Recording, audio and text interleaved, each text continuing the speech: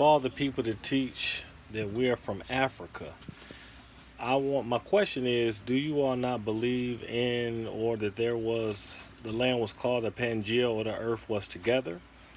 So if we all are from Africa, what was the earth or the world called? Was there Africa during the Pangea?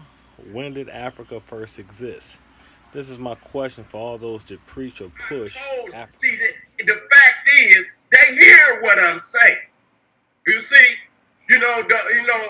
African people brought civilization to the whole world, and you heard me say that. So when I say that the first people on this continent were from Africa, it was recorded, it is written, it is.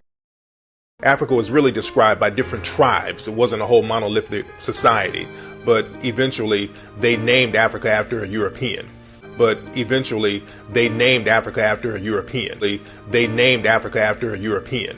Africa was not called Africa. It's actually named after the one who actually conquered the Carthaginian Scipio Africanus. So they usually, the Roman types of system is that the conquering general gets to name the region he conquered.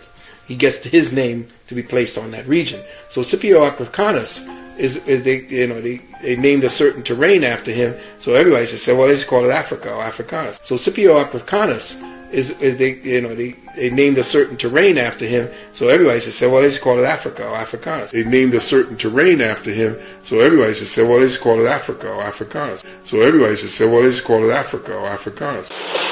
There comes into his court an ambassador from Tunisia in Spain, and a young man who was later be called Leo Africus.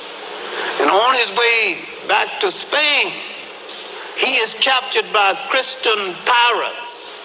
Remember, in the Mediterranean, Christians were capturing Arabs and Arabs were capturing Christians. And he was captured by Christian pirates, and he was so intelligent, they gave him as a present to Pope Leo. And that's why he got the name Leo's African. Leo's African. And he's known as Leo Africanus. Now you can understand. The land. One commonly used explanation is that Africa was named after a Roman conqueror called Scipio Africanus. You would assume that most pro-black or pan-Africanists wouldn't want to be called after a European conqueror, right? Please don't deflect. Answer the question.